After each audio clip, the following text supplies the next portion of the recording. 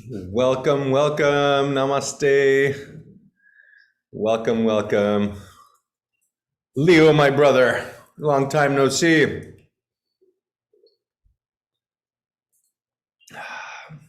Hey, Rob, my brother, it's good to see you.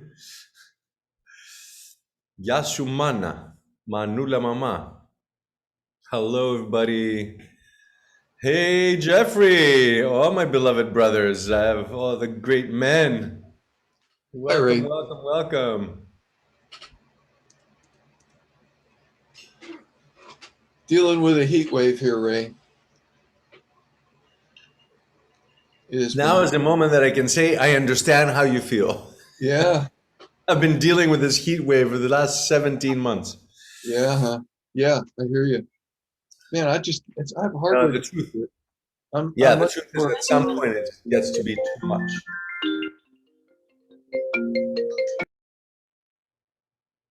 Is that a cue? Am I on right time? Right on time? Welcome everybody. Let's see, we are at 7:01. Thank you. I'm kind of realizing and feeling maybe that our next round when we start doing the Dharma talks, we'll make it a little bit earlier, but we'll see. I'll reach out and ask. Maybe it's a little bit too late, 7 to 8 p.m. We'll figure it out. I will invite you to come into a meditation, and we can give some time for those who are going to be rolling in, but not to take away from our time of our talk. Let's come into a meditation. And before I do, I want to just take a moment and uh, say what we're really talking about. I want to take a moment and say what I mean about meditation, because there was so many years that I would show up at a yoga class or a lecture or this or that, and people say we're meditating, and I really didn't know. I just honestly didn't know why. I knew of what it meant, and so I would put my hands on my knees and close my eyes and think about several things. The essence of meditating is to quieten the narrator within, this voice that we have within us that always comments, tells us what we like, what we don't like, basically comments and pushes us. Mostly the narrator is a thought in the head that when we hear, I'm not good enough, I'm not tall enough, I'm not rich enough, the not enough voice. So besides the fact that I want to say you're all more than enough, we're all abundantly enough.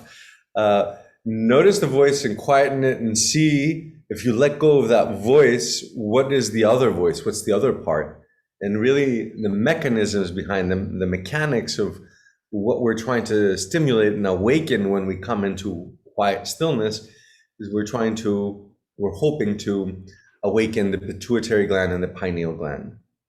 And the pituitary gland is called the governor gland. The pineal gland is what gives us our halo, what gives Jesus his halo, what gives Shiva, Lord Shiva, the flame, what gives the Buddha his pine cone hairdo with that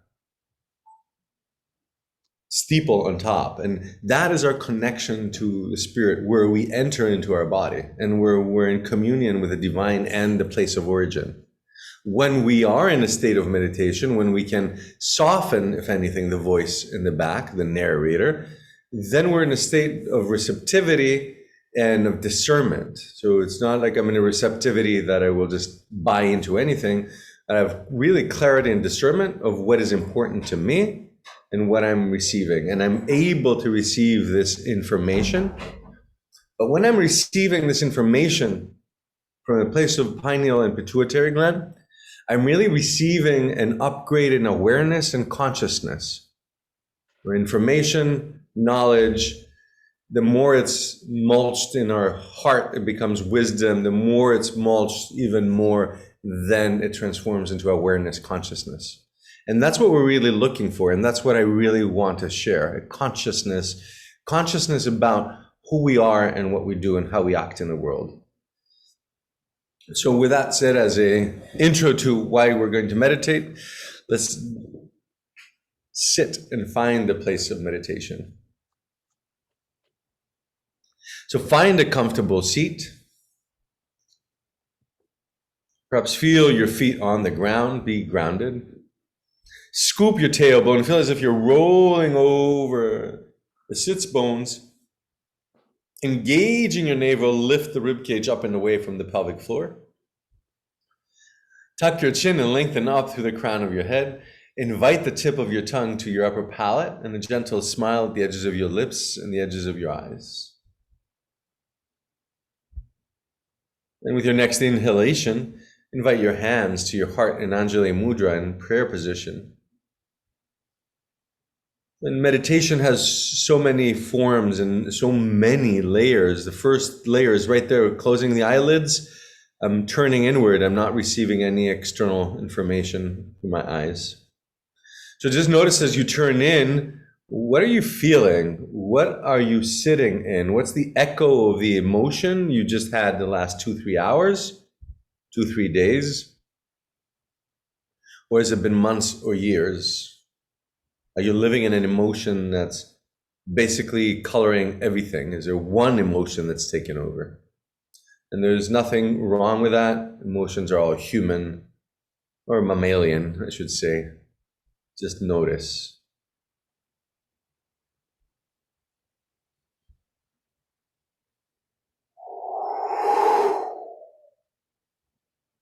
Flare out your nostrils, take a deep inhale, feel that breath of life coming down as a stream all the way to your pelvic bowl. And as you exhale, bow your chin to your heart.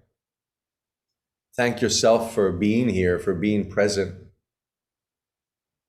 And if you wish to, only if you wish to, you can bow deeper to thank any gods or goddesses, saints, avatars, or angels and archangels, para-animals, any allies that hold you, that lift you.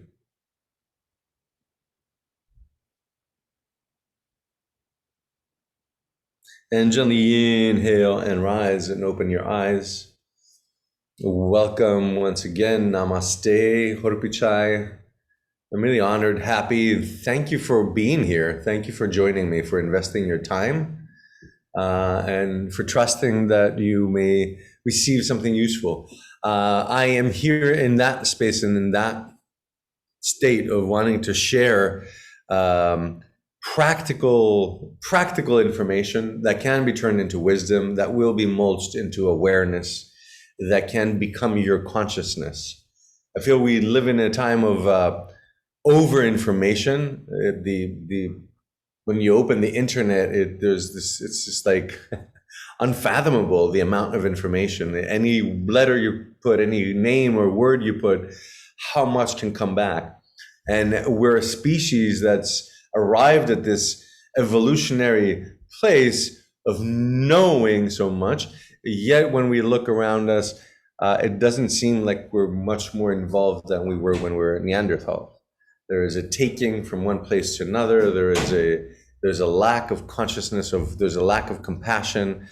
We live in a place where I feel that if that knowledge or that information could have was translated into consciousness awareness, we would live in a whole other realm. So I found that interesting. I mean, I love information, and I see some of you that we've been working with for years. I see some great men here. Thank you very much. Some awesome women also. But hey, thank you for being with me so many years and traveling the world and learning together. And it's just like, I'm curious. It's like, how much so much information that the planet, that humans have received, and yet here we are. And I'm just going to quote Krishnamurti. There has been industrial evolution, there has been technological revolution, but there has been zero psychological evolution. We still live in the moment that I want, and I'm not giving anyone else. And that's the state of. And I'm not being political. I'm being more like an anthropological curiosity study. It's like, how can there be 1% that have everything and 99% that don't? It's just like, it feels like, it does make me smile. There's such a paradox. And it basically, again, it's not at all a political statement. I do not care about politics. Politics are a part of the samsara, of the big sleep. And I think that's what we're really going to look into today, and understand how cultures are created, or where our culture is. And I want to share from my heart what are the gifts of the culture that I've discovered up in the Andes, and why I consider these to be a gift. The Q'ero Nations people, and what historically has happened there, and why they're still having this. So again, culturally, so we're not going to talk about it politically, because again, it's politics and the political issues, or even religion and religious issues, are just a measure of watching a species, or watching rather a culture, and how it's evolved and where it's evolved to. So, Christ was here 2,000 years ago. Buddha was here 1,400 years ago. Allah was here 3,000 years ago. Shiva was here 7,000 years ago. They all talked about love. They all talked about compassion. The great books, so many honored Christ and the Buddha and the Shiva, and then there's dozens of beautiful gods, and they've been honored, and they're revered in different pockets of the planet under the name of different religions. And of course, the beauty of it that I've discovered is, behind every religion, there's also a small sect, the other 1%, which are the mystics, which are the ones that really are studying, that really are taking the words and applying it to shift of consciousness. And within politics, if anything, there's a lack of that consciousness, awareness, and compassion.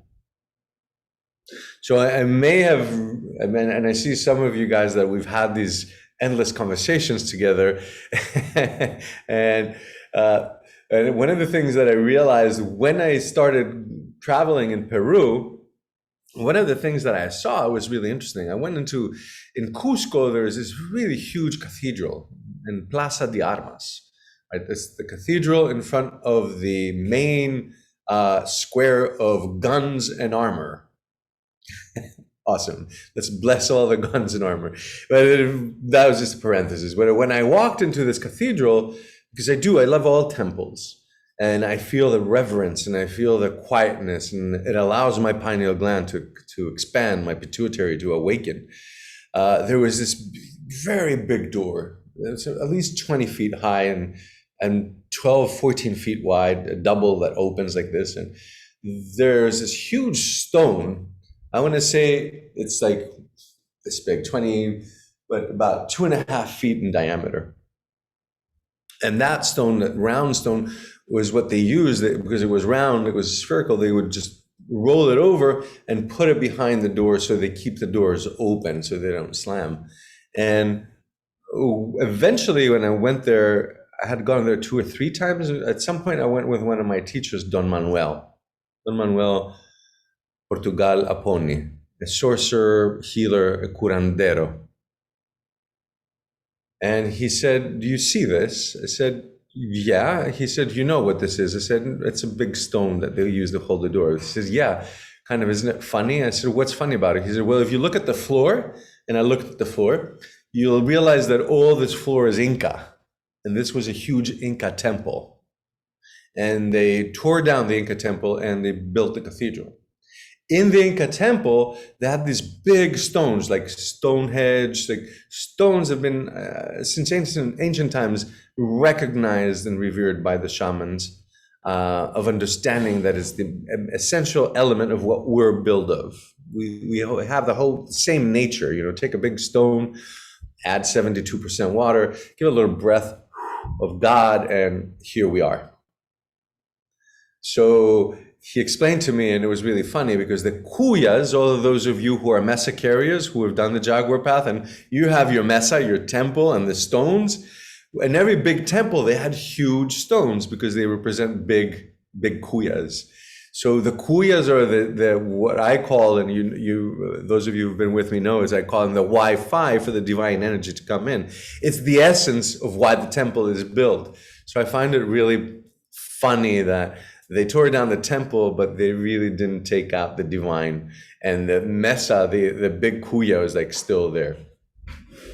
I love this about Peru. I love all religions.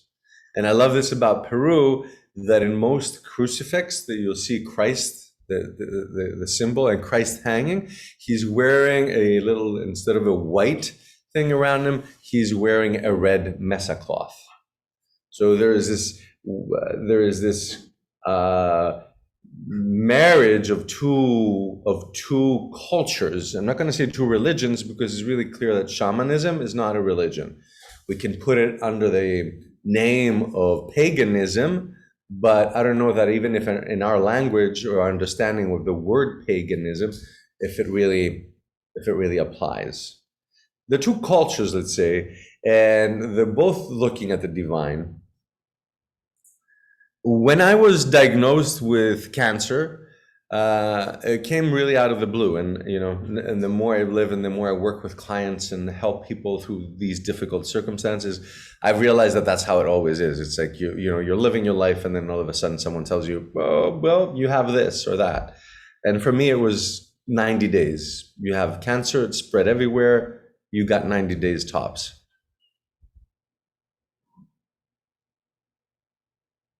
I came from a beautiful family, and a lot of my family is on tonight. Thanks for coming, guys. I love you dearly.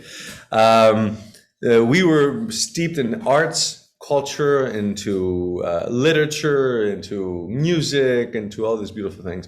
But we were not a religious family. It wasn't a religious family at all. So at that moment, I came into this for the first time in my life at the age of 38. When I was told that I was dying, that I had 90 days, and the next day I woke up and I was counting 89, 88, 87, there was major breakdowns that were happening. But I'm not going to be dramatic, because I can only say that that was the best thing that's ever happened to me in my life. The most difficult decisions, the most difficult things that happen drive us to excel, drive us to expand, to overcome, or else we get comfortable. And as it drove me to that place of who am I and what's my existence, and so what happened in these 38 years? What did I really do? There was like a huge emptiness that I found. And really quickly, my brain itself produced this. It's like, where is your connection with God? And I'm like, oh, I don't believe in any God. And it was really interesting, because I didn't believe in a religion. I didn't know about all of this. I said, now I can't even pray, because I don't believe in a God to pray. So I actually went to a few churches and met some wonderful priests and then some wonderful monks. And I broke down that barrier of my fear of religion, because that barrier of religion for me was a barrier between me and the divine, because it was the only way I thought I could access the divine. And I met some really interesting people. Actually, one of the priests that I met not too far from my home in Athens was actually an MIT graduate, a PhD MIT graduate. So he was a tremendously brilliant guy, and he really helped me untangle my brain around it. And he really allowed me to introduce myself to allow myself to pray without worrying about religion or worrying about the church or the power of the church or any of that. He gave me permission. He said, who do you want to pray to? It doesn't matter if you do it in church, if you do it at the top of a mountain. Who do you want to pray to? And St. Francis was the one that I realized was already with me, and Christ. So when I went to Peru and I saw this beautiful cathedral, I was touched by the cathedral, but then the whole story was really interesting. It's like, because who brought that church and who tore down the temple were the conquistadors. And they were driven by the Spaniards. The conquistadors are coming in. So here you have this amazing, there's a lot to be said about the Incas. I don't think they had the perfect civilization. It was a really hard, tough civilization. The rulers, the kings were really tough. Yet the astronomers, the people that were into cultivating the land, the medicine men and medicine women, they were all in deep knowledge and understanding how life works, how the plants give us the medicine, how earth needs to rotate, and you can't just cultivate one thing constantly because you'll exhaust the land. How you need to know at what height and what altitude, rather, what kinds of plants you're going to plant. They actually made the first laboratory for seeds in Morai. Morai is this amazing place up at 12,000 feet that is a cone inwards, and there's layers. It's like a huge amphitheater of layers, and at each height, every 10 feet, there's another microclimate.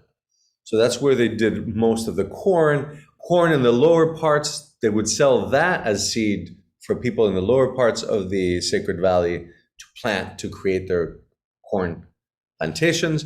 At the highest, they would go and take up to 12,000 feet, 14,000 feet. I think that's about the limit. Maybe 12,000 feet is actually the limit where corn. And they also had herbs.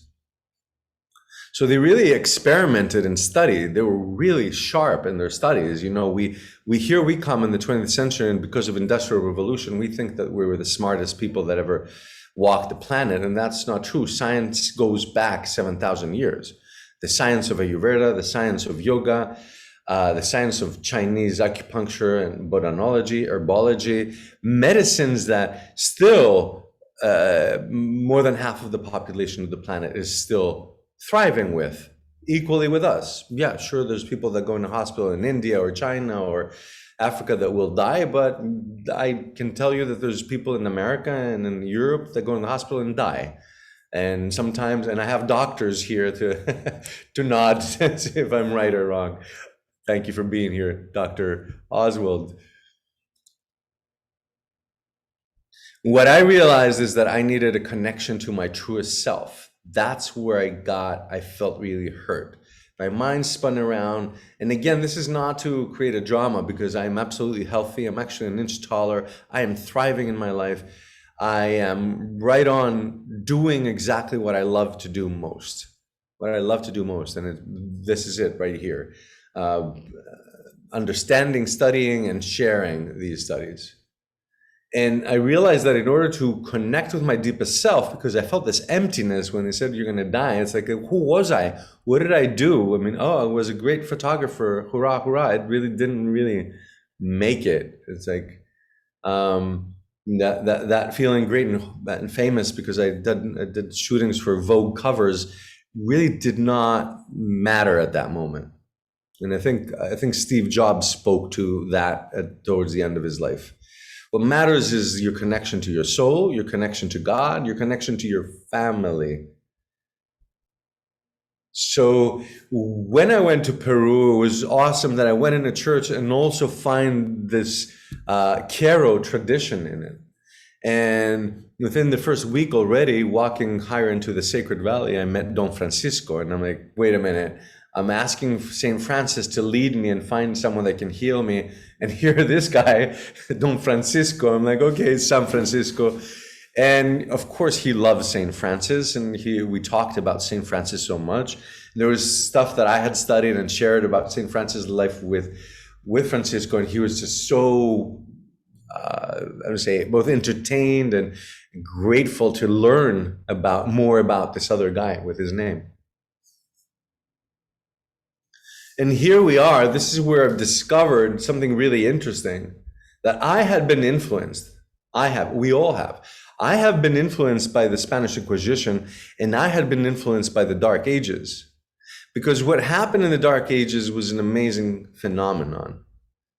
There came a hard line down from governments, from different governments, aligned with different churches. And again, I love all religions. So again, this is not a political statement. This is a historical fact, and just referring to it. So these men at the time that took over, men of power, took over, they brought down a hard line. And actually it was, when we're talking about the Dark Ages and we're talking 1500, 1600, it was in I have to find the specific date, but it was about 1740 where all the churches gathered together to decide on two things.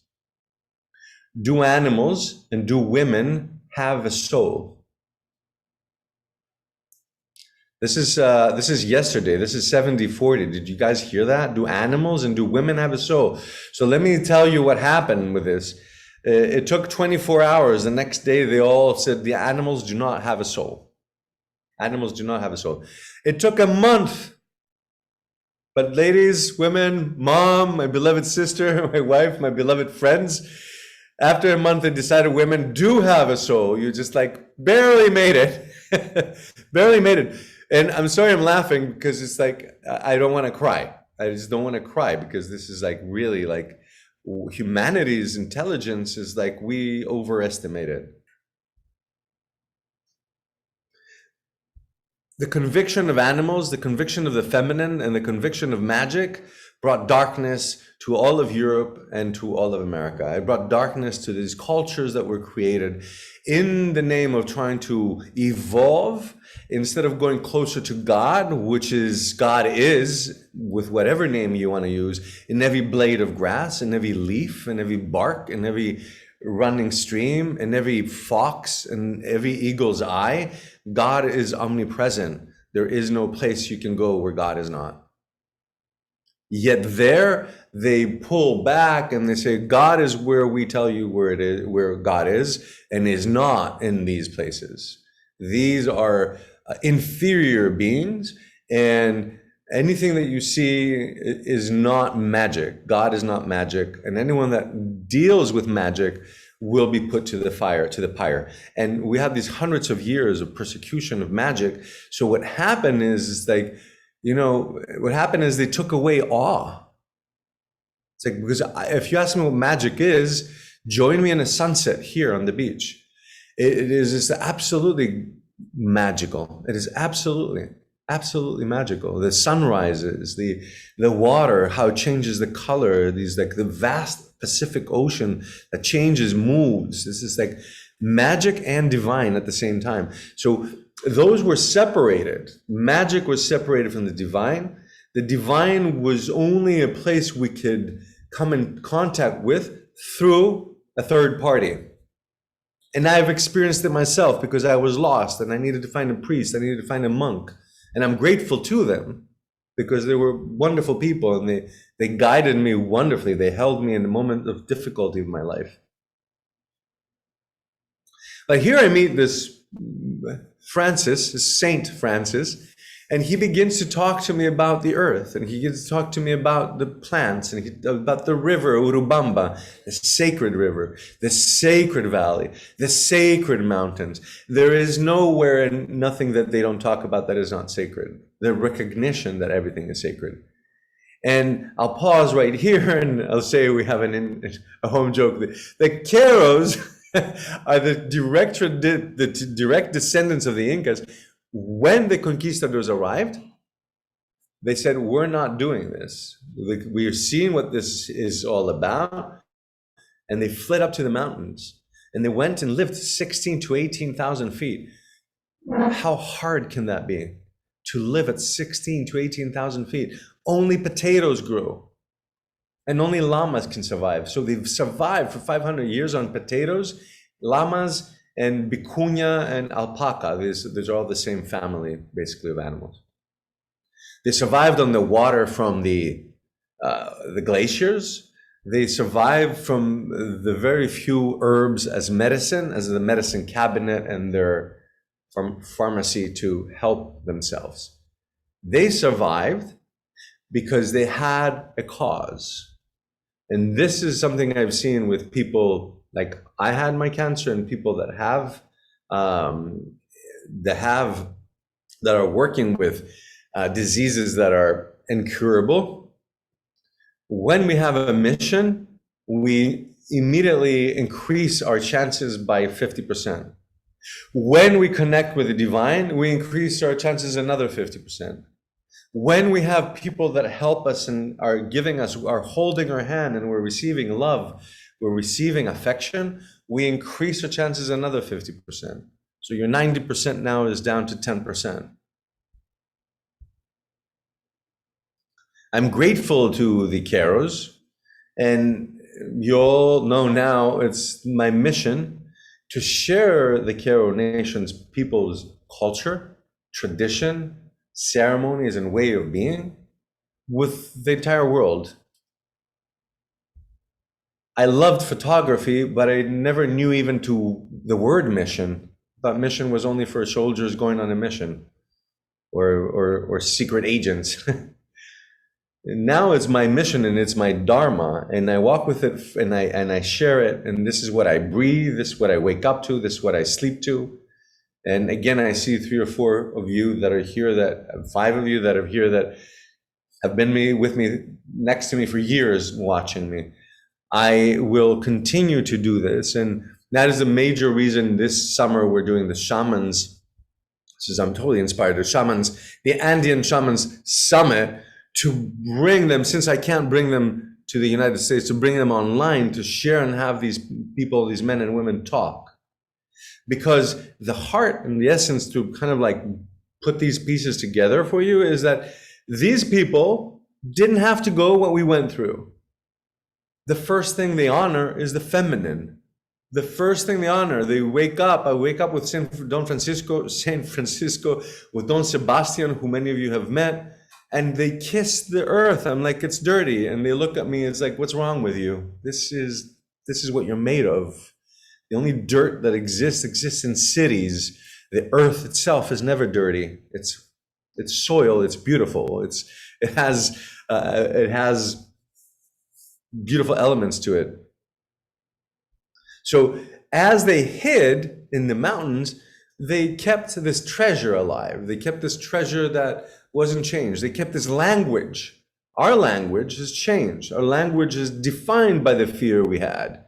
You know, here the word witch. Word witch, I still feel it's a negative connotation.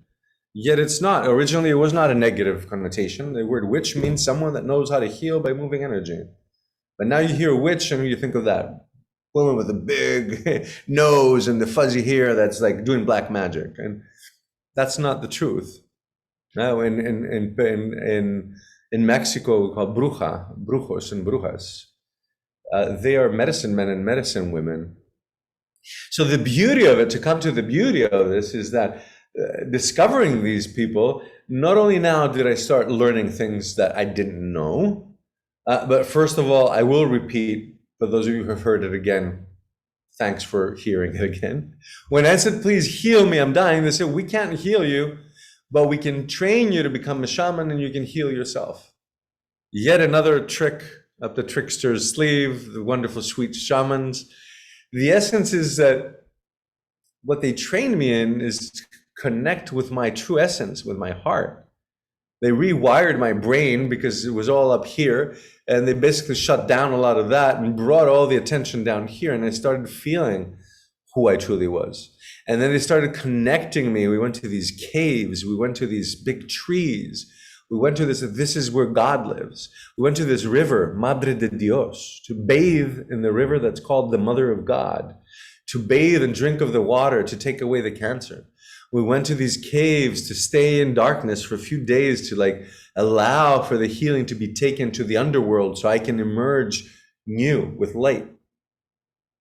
To the trees, so I can be there with the tree, so I can feel the energy flowing through my veins like the tree lifting that water from the roots all the way up to 150 feet of the canopy. They allowed me to have a connection with the divine and feel and bathe in affection. The wave, you've seen photographs of that Francisco holds me. The way I'll share when we're in the bus, when we take the groups every year for 15 years, when we're in the bus, Don Francisco's holding my hand in the bus. It's just like the first years I was like, okay, this is weird. And now I love it because this guy is my best friend. This guy is just like my best friend ever. It's just like, and they come with this clarity, with this innocence, and with clarity, innocence and clarity, innocence from what is not clear and clean, and clarity to so that we directly live on the earth, and the earth has abundant gifts constantly to offer us. As we moved away from that culture of understanding that if I plant something, I'll eat, if I put in some medicinal herbs, I'll have medicine. As we moved away and the pharmaceuticals companies started taking the medicinal plants and then putting them in labs and shifting and changing them, etc. As we moved away from that, we started becoming a little bit more poor because we started feeling insecure. We was like, maybe I'm not connected with God, you know? Maybe my greatest thing I could attest to from my self-confidence was that I was a famous photographer in a little tiny country. And that was the only thing I had to hold on to. It's like, which is like confidence for the ego, right? Or for anyone that cared about damn Vogue or whatever magazine. I'm grateful to that career. There's 20 years of my life, but what I realize now is my self-confidence arises from my heart. My self-confidence arises that I am confident in knowing that I am connected with the divine. That's my confidence. I can be in front of a man that is a better yoga teacher, a man that is a stronger shaman, a man that is more ahead of me, and I can learn, and I can be happy to be next to people that are better than me, smarter than me. I won't lose my confidence. I'll be happy and ecstatic. That's how I am every time I'm talking with Wilbert. I am listening. I'm like a student, say, tell me more, right? The other confidence comes from antagonism. It's like, oh, I gotta be better. I gotta be this or be that. And what happened with the centuries is essentially we begin to create this lack of this inner dialogue with the divine, a lack of dialogue with the flowers, with the trees, with the mountains, with the birds. And you know, it's just like some people say, what? You're gonna talk with the trees, you're gonna talk with the birds? It's like, yeah, like exactly like we talk with our dogs and cats. Of course, you talk to your cat, you talk to your dog. And there's a communication, and the species differences, the barrier really isn't there because the language is affection. And we are not of a different species. We're mammals. We are not of a different species. We're equally all made of earth, of carbon. We're the same with the trees. They move a little slower. They talk in a little lower tone. They breathe like us. They expand like us. They love like us. And okay, let's not go all the way there. Let's bring it back to something that's easier. It's like, how do you feel when you're with your dog, with your cat? What's the love you feel? What's the essence that you feel? What's running in your veins when you're with your pet? And that's what basically it all boils down to. How can I be living in this space? How can the blood that runs in me is blood that is potent with the hormones that are secreted from my pineal gland, that are secreted and that are with hormones of happiness, of sweetness, of compassion. How can I be in that, marinating constantly? So the reason I share this work is because this culture has absolute sweetness. Absolute sweetness. They are the sweetest people I've ever met in my entire life. Every single one of them. Every single one of them. Because they didn't know how else to be. Because they were up in the mountain and it would get dark and it would get pitch dark and it would be 20 degrees below zero. And you could not go out because you would die. People would die. And the rest were huddling in, we're holding each other, and that sweetness and that 7 people piled up in a bed and the whole family under the alpaca and some of the animals to bring in the heat in the hut is what kept them alive. Affection kept them alive. Not being inhibited. It's like, whoa, don't sit so close to me. That's weird. It's like, that's alienation, that we don't feel comfortable to sit next to people because it might be something. It's like, give me my dog, give me my cat, bring my son on top and my wife, my mom, come over here. Let's all like do this pile up of affection and love. And that is a culture, that is a way, and let's come to name what culture means. It's a structure of way of thinking, and it's a structure of a representation of what we believe reality is. So if you go to India, people will say the reality is this. You go to Turkey, the reality is this. Peru, America, it's totally a different reality. Believe me, I've traveled in many places in the world, very different. Some of them are difficult for me to understand. Some of them are repulsive. Some of them are this or that. They're just different. And as I've traveled, I started expanding and I started saying, well, that's interesting. That's interesting. That's interesting. But it's what's interesting is to watch at the end is like how we limit ourselves to one belief, and then what are the things that comes in here that is really interesting and that the Caros haven't lost because they're so close to the animals, because they depended, their life depended on the animals. They could read the weather watching the condors fly. They would plant depending on what the hummingbirds do. They know where to track and how to track because they've learned from the jaguars and the pumas. They know that we can change and let go of our past because they've watched serpents do that. They haven't lost it because they're really close to the animal kingdom. They realize we belong to the animal kingdom. We might be one of the weaker species. We don't have any fur to protect ourselves. We don't have teeth.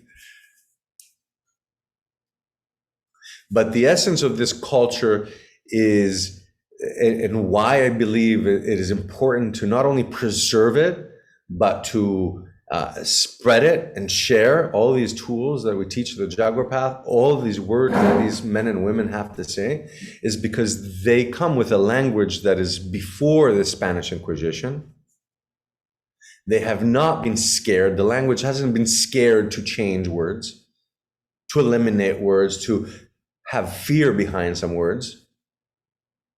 And this language is potent with love, affection, and understanding. One of the biggest things, I almost cried. Again, I don't know, I've heard this like for 16 years now. Wilbert said, we have to understand that this earth doesn't belong to us. We belong to this earth.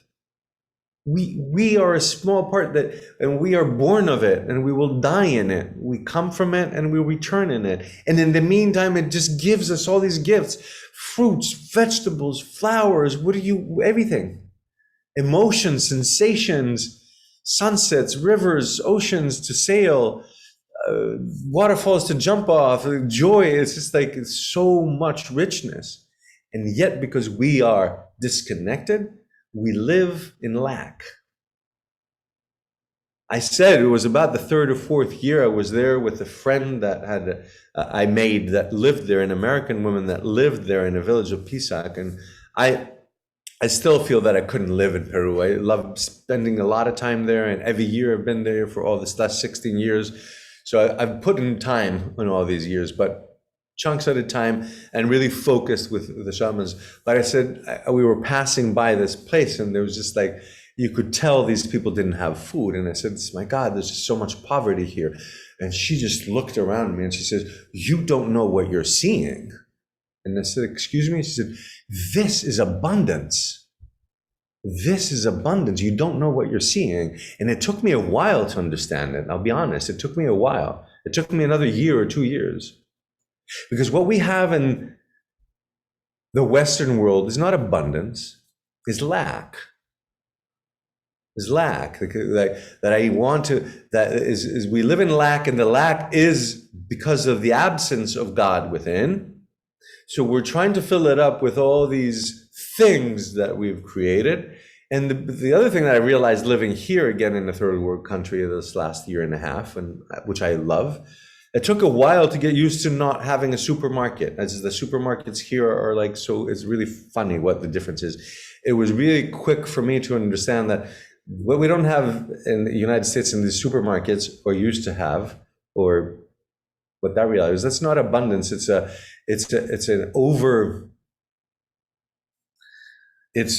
greediness. It's greediness. It's greediness for all those people that sell all those tomato sauces. Greediness is all those pastas, all those. It's like, because you come here and there's about 4 cans of tomato sauce and they're spread out to fill the shelf, and you have the abundance to go and get some tomato sauce. Let alone you have the abundance to go to the field and pick up all these tomatoes that are the old seed, and you cut the tomato and the whole house smells. We all forgot how that is. We don't have that anymore. Because of greediness, they're going to make a tomato that is going to be this or that, and now it's not a tomato anymore. This is good for advertisement. As a photographer, I can tell you, they're awesome. These, like, what do you call, genetically modified tomatoes, because they're photogenic. In 1989, when we bring a tomato in the studio, you had to shoot really quick, because under the lights, it would go, and like in 10 minutes, it was awful. Yet you'd make sauce of it and it would be beautiful. So we've confused greediness with abundance, abundance with greediness. And what happens with that, in the sense of this overconsumption and here's this, and if you don't have enough here, we'll bring everything from China. Again, none of these statements are political at all. This is a phenomenon, is a species phenomenon. And then if this is not enough, we'll bring you some stuff from Thailand and from this. And if you don't have oranges, we'll bring them from Mexico. You don't have enough cows, we'll take all of Oklahoma and Kansas, and there will be 20, 50 million cows living there. It reminds me of a line out of the movie Avatar, where Sigourney Weaver gets the guy and says, let's see how we can cure this insanity of yours, Jake Scully. So I don't want to get passionate, but I'm Greek. And I'm passionate because I'm just feeling these realizations, and I'm passionate because I care. So let's not weigh it on the negativity of it, or whatever might feel negative, but let's feel it as a realization that we really need much, much less to live with and by. And I'll be the first one. I mean, I had 2 cars and 4 motorcycles, and there could be greediness all the way through my garage. This is like overconsumption, really. So this is not on anyone, it's on us and how we all think. And basically this is on a realization that I have, that these men and women have a way of thinking that is divine, that is earth-oriented, women-oriented. It's the most ancient feminist revolution. They never needed to, because they bow to all women, first of all, to their Mother Earth, to Grandmother Moon, to Mother Oceans. They know that life comes from the feminine. They bow to their mothers, their wives, their sisters, their daughters. They are the first ecologists, because you have to honor a tree if you're going to cut it. You have to know why you're cutting it, when you're cutting it, and what it's going to do. You have to already have planted 5 before you cut it. This is like 700 years ago. These are the rules they had. Well, I'm not even going to say how we cut forests now. And again, let me stay focused, and for all of us and for the chemistry running in this, there's this beautiful culture that can teach us ways of being that I feel are going to be really necessary for us. And even more so, what I want to bring forth is the ways of feeling for all of us. And that's what the first step I want to offer you guys is, like, to allow you to invite you to feel the divine within you. You guys know I do healing sessions.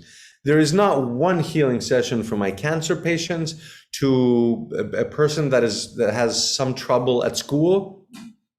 There's not one of my patients, one of the beautiful human beings of all the human beings I work with, that are not in disease because of the lack of connection to the divine. And then, you go to Western medicine and they say, yeah, it's because of this, or oh, it's because of that. It's because of only one thing. If I feel connected, I will feel connected all the way till I exit. All the way till I exit. As shamans, we live differently and we die differently.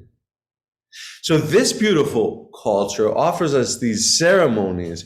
And then slowly, it just started dawning on me after 7 years of receiving initiations, being initiated, a Pampo Messiah. Then I became an Alto Messiah.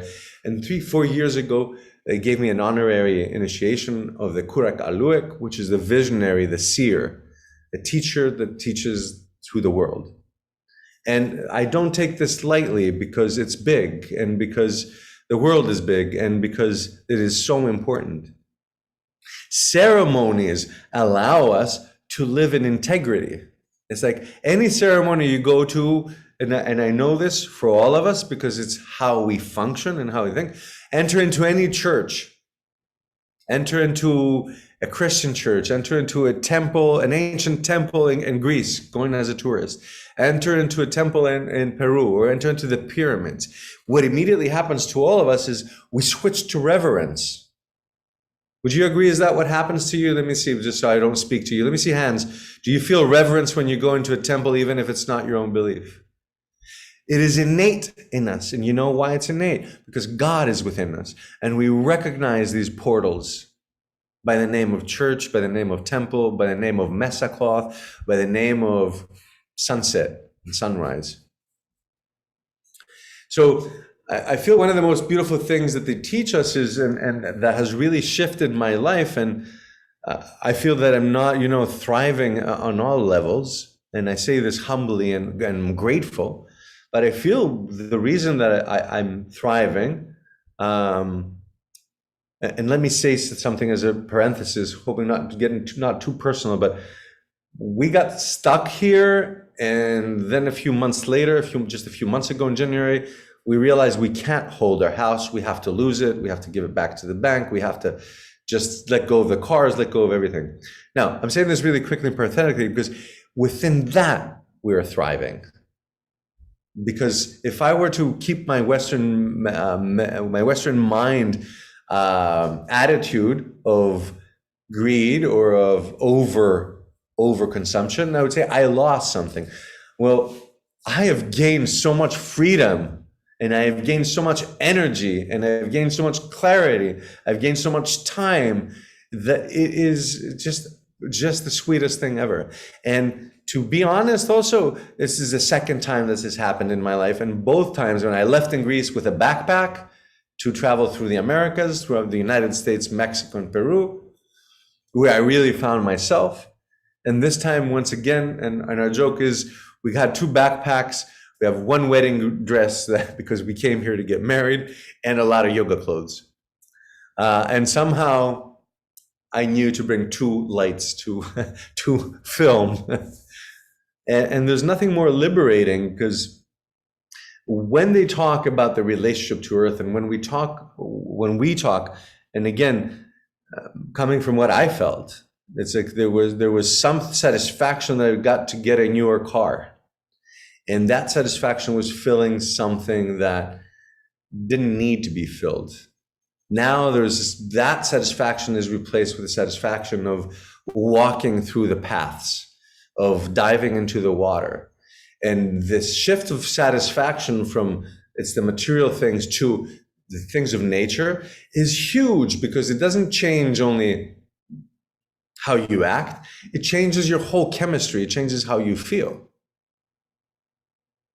And at this moment also, the richness that we have arrived, this is like, we really are so rich, A, because we don't owe anyone anything. The mortgage isn't running over us, the payments. And also at the same time, the richness comes in, so it's like, I have nothing to lose. Every day I gain. Every day I gain. Every day I wake up and there's something that is just an extra gift, and something that's an extra gift. So I will be sharing more with the Keros at this summit on July 12th to 16th, and I hope you can make it. And if you can't afford it, send me an email, let me know. I want people to be there. I want everyone to be able to be there. And what we'll share is ceremonies, because ceremonies and chanting are the gifts or the frequency of the human species to change things in how they are. So if there's something happening and we do ceremony, we can change the frequency of what's happening. Because the one chanting and the one offering the ceremony is the divine. The one receiving it somewhere and everywhere is the divine. And there's a shift of consciousness. And when we enter ceremony, we enter into this reverence. When we enter into this reverence, the pineal gland shines, the pituitary gland shines. The amygdala softens, I'm not in fight or flight. The adrenals soften, I'm not in fight or flight. I'm not in fear or anger. And I'm in the front side of the body. And the more people we get into this state, the more we will create a critical mass of frequency of energy that can actually change it. Because our reality is not outside us. And again, there is nothing political, I have to say, because There's nothing political I believe in, or it's just like it doesn't have solutions or anything. But our reality is not an external pathogen. I'm just going to say that so I don't use words that have triggers. Our reality and what's happening or anything that's falling apart is not from a pathogen that came from somewhere. The animals, again, the animals. But rather, our reality is a result of the structure that we've built and the way we moved slowly away from God, away from the divine, the way we moved away from our own nature, the way we moved away from truth. So I'm going to invoke for all of us to awaken the serpent, and may the serpent be with us so we can shed our skin. For each and every one of you, may you feel the serpent teaching so you can let go. And if there's something that's holding you back, write it on a piece of paper and burn it in a fire. And if you can't make a big fire in your backyard, get a candle, put it in the sink, burn the small piece of paper, burn it and watch it burn. The mind sees this old problem burning. It shifts the way it thinks. It shifts in your pathways. May we all walk with the jaguar. The jaguar is on the top of the food chain. It is the most stealthy animal and the most absolute hunter that exists. A jaguar is never hungry. A jaguar is always rested. A jaguar finds the ways, has all this beautiful sensitivity in his paws, and has amazing strength in its claws. May we have it as human beings. May we know when to bring our sensitivity forward every time we listen to a human being. And may we have claws and strength when we have to go through something, when we have to work with something, when we have to help others. May the hummingbird be with you. May it be with all of us, because the hummingbird has learned that there's a lot of nectar to be taken. Yes, there's places that there is no sweetness. Yes, there's places that won't provide that sugar. But guess what? We can all find it. Hummingbirds will travel 2,500 miles across the Gulf of Mexico, and they know exactly where they're going in the Yucatan Peninsula. They know exactly what flowers they're going to be drinking from. They know these flowers personally because they've created a personal relationship for years. So may we feel that sweetness within us. May we have personal relationship with flowers and with beauty of nature. And may the condor be with you. May the condor be with all of us. May we allow ourselves to see the superiority of the condor over the human that cannot fly. And may we rise above, and for each and every one of you, and for me constantly, may it be a reminder that if you're feeling emotionally entangled in something and your heart is hurting and you're feeling sad or you're feeling angry, no matter what it is you're feeling, breathe, breathe, breathe. Move to the front room, come to the heart and prefrontal cortex through meditating. Don't allow those thoughts to become, what's the word? Emones. What's the word? It's don't allow the thought to be just something you're stuck in and you're going in this hamster wheel of one emotion. Say, excuse me, dear anger. Excuse me, dear sadness. Excuse me, dear frustration. 1 minute, I'll be right back. We're allowed to do this, and then step in and rise above to your condor and see the greater picture and see, what can you change? Why are you in this situation? What's happening? There's no judgment. There's discernment from above. Judgment is always when we're in it and stuck in it. And so then there's a bad guy and a good guy. Then it's us and everyone that's wronged us. And that's not the state we want to shift out of. That's a Western paradigm that we need to let go of.